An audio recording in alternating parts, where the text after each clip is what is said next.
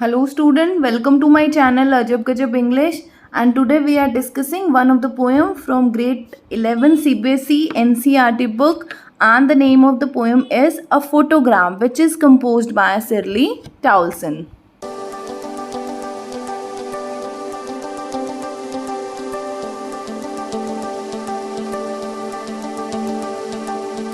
Before giving you line to line explanation, इस poem के जो बैकग्राउंड इन्फॉर्मेशन है वो मैं आपको बता देती हूँ ताकि आपको ये पोएम समझने में आसानी होगी।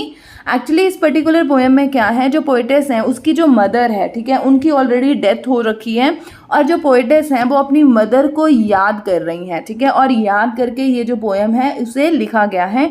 और इसमें वो क्या करती हैं, जो पोइटेस हैं उनके हाथ में एक फ़ोटोग्राफ है और फोटोग्राफ में कौन है, पोइटेस की मदर हैं। जब वो छोटी बच्ची थी, सिर्फ 12 साल की थी, और वो अपने वेकेशंस पे, ठीक है, सी बीच पर अपनी 2 गर्ल कज़न के साथ घूमने जाया करती थी। वो वाली फ़ोटो है जिसे वो देख रही हैं पोएट आज और अपनी मदर को याद कर रही हैं। तो इसका जो थीम है ना, वो थीम क्या है, थीम ऑफ लॉस। इस पर्टिकुलर पोएम में क्या है, थीम ऑफ लॉस पर फोकस किया गया है। तो चलिए अब हम पोएम को डिस्कस करते हैं। मैं आपको डिफ़िकल्ट वर्ड मीनिंग भी समझाऊंगी और जितने भी लिटरेरी डिवाइस यूज़ किए गए हैं वो भी हम एक्सप्लेनेशन के बाद कवर कर लेंगे।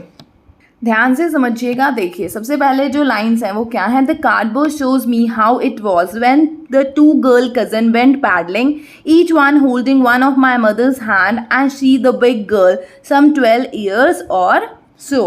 एक्चुअली क्या है, इन द फर्स्ट 4 लाइन्स, जो फर्स्ट 4 लाइन है उसमें क्या कहा जा रहा है कि जो कार्डबोर्ड है, ठीक है, कार्डबोर्ड यहाँ पे अगर आप इस तरीके से कंसिडर करो कि एक फ़ोटो फ्रेम है, ठीक है, फ़ोटो फ्रेम के ऊपर एक पिक्चर लगी हुई है और उस पिक्चर में क्या दिखाई दे रहा है कि 2 गर्ल कज़न हैं जो पैडलिंग के लिए गए हैं। पैडलिंग क्या होता है, जब हम वॉक करते हैं ना नंगे पैर, कहाँ पे, सी बीच पे, उसे बोलते हैं पैडलिंग। तो यहाँ पर क्या कहा जा रहा है कि एक कार्डबोर्ड पर एक पिक्चर लगी हुई है, ठीक है, और उस पिक्चर में क्या दिख रहा है, 2 गर्ल कज़न हैं, वो सी बीच पर पैडलिंग कर रही हैं, each one holding one of my mother's hand.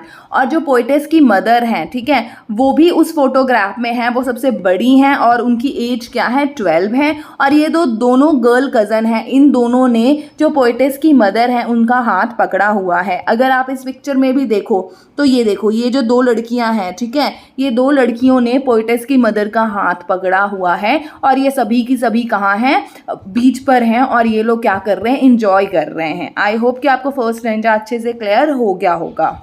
First stanza में कुछ भी नहीं है, सिर्फ एक पिक्चर देख रही हैं। एक्चुअली पोइटेस जो हैं वो बैठी हुई हैं, अपनी मम्मा को याद कर रही हैं, ठीक है, और अपनी मम्मा को याद करके वो अपनी मदर की एक पुरानी फ़ोटो देख रही हैं और पुरानी फ़ोटो में क्या दिखाई देता है कि उसकी जो मदर हैं वो सी बीच पर गई हैं हॉलीडेज़ में, ठीक है, और उनकी 2 सिस्टर्स हैं, कज़न सिस्टर्स हैं, ठीक है, जिसका नाम है बिटी और डॉली, ठीक है, ये दोनों भी उसके साथ गई हैं और ये तीनों के तीनों क्या हैं, इंजॉय कर रहे हैं, ठीक है। और उस टाइम जब ये फ़ोटो ली गई है, ठीक है, तो उस टाइम जो पोइटेस की मदर है उनकी एज क्या है, 12 ईयर है। आगे देखो क्या कहता है, all 3 stood still to smile through their hair at the uncle with the camera, a sweet face my mother's that was before I was born, and the sea which appears to have changed less was their terribly transient feet। Actually in this particular stanza, ठीक है, यहाँ पर हमें क्या बताया जाता है कि ये जो तीनों लड़कियाँ हैं, ठीक है, तीनों लड़कियाँ जो हैं मोशनलेस खड़ी हो गई हैं ताकि वो क्या करवा सके, फ़ोटो खिंचवा सके, और वो स्माइल भी कर रही हैं थ्रू देयर हेयर। मतलब क्या कि आपको पता है सी बीच पर काफ़ी ज़्यादा हवा चलती हैं, ठंडी ठंडी हवाएं चलती हैं, तो इस वजह से इनके जो बाल हैं लड़कियों के वो उड़ रहे हैं।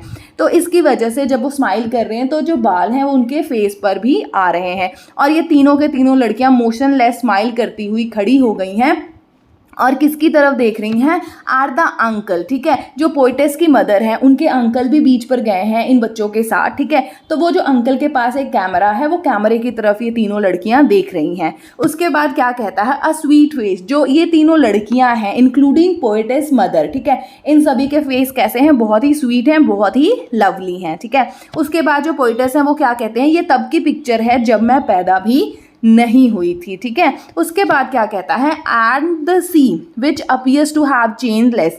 इसका मीनिंग बहुत डीप है। एक्चुअली यहाँ पर ये कहना चाहता है कि जो सी है, ठीक है, वो बिल्कुल भी चेंज नहीं हुआ, ठीक है, वैसा ही है, ठीक है, लेकिन आज आज देखो उस टाइम जब मैं पैदा भी नहीं हुई थी तब की ये फ़ोटोग्राफ है, आज मैं भी पैदा हो गई हूँ, मेरी मदर की डेथ भी हो गई है, उस टाइम मेरी मदर जो थी वो अपने यंग डेज में थी, आज वो क्या है बूढ़ी हो गई, ठीक है, या फिर उनकी डेथ हो गई है। तो सब कुछ कितनी आसानी से और कितनी जल्दी जल्दी सब कुछ चेंज हो जाता है। उसी चीज़ को यहाँ पर कहा गया है कि जो सी है वो बिल्कुल भी चेंज नहीं हुआ, ये थोड़ा बहुत चेंज हुआ है, बल्कि बट जितने भी लोग हैं जो ह्यूमन बींग्स हैं, ठीक है, वो सारे के सारे क्या है, नश्वर हैं, इस वजह से सब कुछ जो है वो चेंज हो गया है। आई होप कि आपको समझ में आ गया होगा।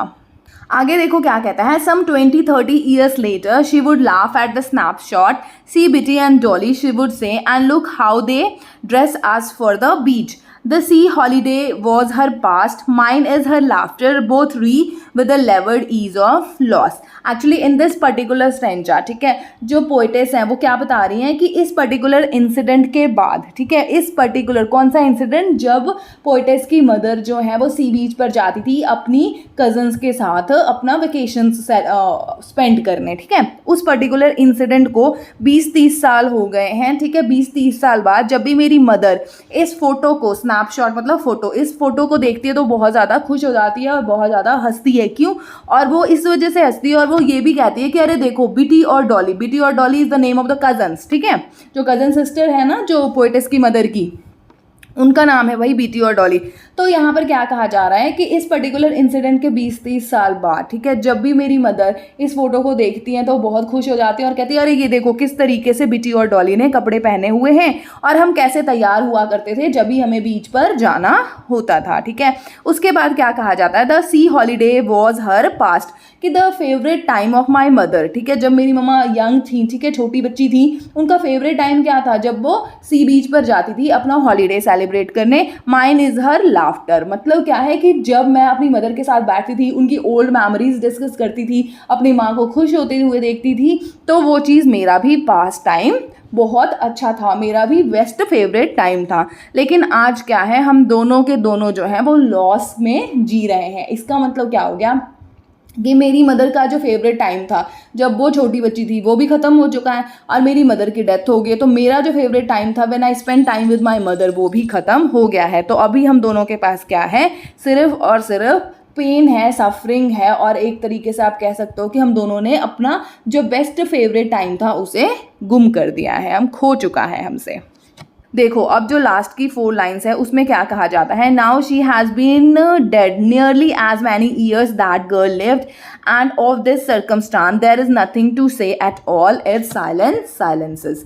एक्चुअली अब यहाँ पर इन ये जो 4 लास्ट की लाइन्स है इसमें क्या कहा जा रहा है कि जो पोएटेस की मदर है उनकी डेथ हो गई है, उतने साल ही उनके डेथ को हुए हैं जितनी की वो लड़की थी। मतलब क्या, अगर आप फर्स्ट स्टेंजा में देखो तो बोला गया था ना कि 12 ईयर और सो, कि वो जो लड़की थी 12 साल की थी, तो इसका मतलब क्या है कि 12 साल ही हुए हैं पोएटेस की मदर की डेथ के, ठीक है। और इस सर्कमस्टांस पे जब पोएटेस की मदर की डेथ हो चुकी है, ठीक है, सिर्फ जो पोएट हैं, ठीक है, वो सिर्फ अपनी मदर की जो मेमोरीज हैं उसके साथ बैठी हुई हैं, उसके बाद वो अपनी मदर को मिस कर रही हैं। तो ऐसे सिचुएशन में क्या है, सिर्फ हम कुछ भी नहीं कह सकते, हर जगह साइलेंस ही साइलेंस है, ठीक है, क्योंकि साइलेंस जो है वो क्या है, कहीं ना कहीं वो अपने पेन को हाइड कर रही हैं। तो this is all about the explanation of the poem. I hope कि आपको एक्सप्लेनेशन ऑफ द पोएम अच्छे से क्लियर हो गया होगा।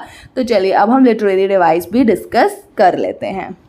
चलिए तो अब हम लिटरेरी डिवाइस को डिस्कस कर लेते हैं। सबसे पहले राइम स्कीम, तो मैं आपको बता देती हूँ ये जो पर्टिकुलर पोएम है इसमें कोई भी राइम स्कीम नहीं है, it is written in free verse, ठीक है, तो राइम स्कीम तो नहीं है, चलो वो तो ख़त्म हो गया।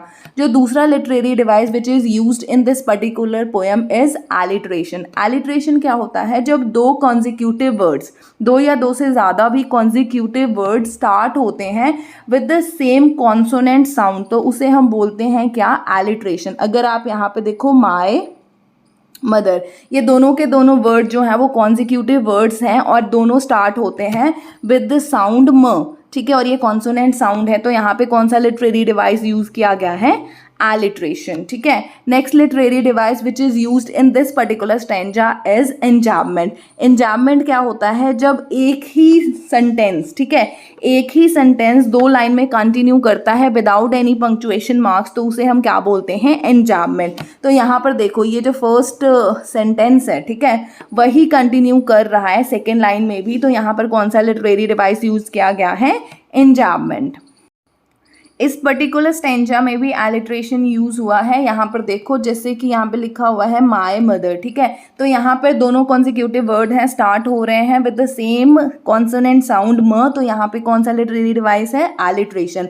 अगर आप यहाँ पर देखोगे इन the first line stood still, ठीक है, यहाँ पर भी एलिट्रेशन जो है वो है यूज़ हुआ है, क्योंकि दोनों के दोनों कॉन्सिक्यूटिव वर्ड हैं, स्टार्ट हो रहे हैं विद द सेम साउंड स and this that is consonant sound, ठीक है। और यहाँ पे देखो तो देयर, यहाँ पे द साउंड जो है यहाँ पे रिपीट हो रहा है, तो यहाँ पर भी क्या है, एलिट्रेशन यूज हुआ है। टेरिबली ट्रांजिट, यहाँ पर भी क्या है, एलिट्रेशन यूज किया गया है बाय द पोएट। तो यहाँ पर एलिट्रेशन जो लिटरेरी डिवाइस है वो बहुत ज़्यादा यूज हुआ है।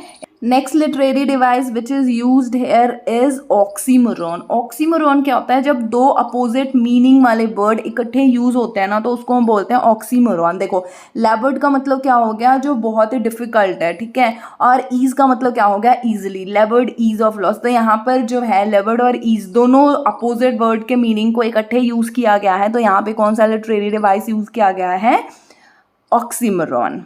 आई होप कि आपको ये पोएम अच्छे से क्लियर हो गया होगा। अगर आपको लगे कि मेरे चैनल पे आकर आज आपने यहाँ से कुछ सीखा, आपका टाइम वेस्ट नहीं हुआ, तो मेरे चैनल को लाइक, शेयर और सब्सक्राइब जरूर कीजिएगा। Thank you so much.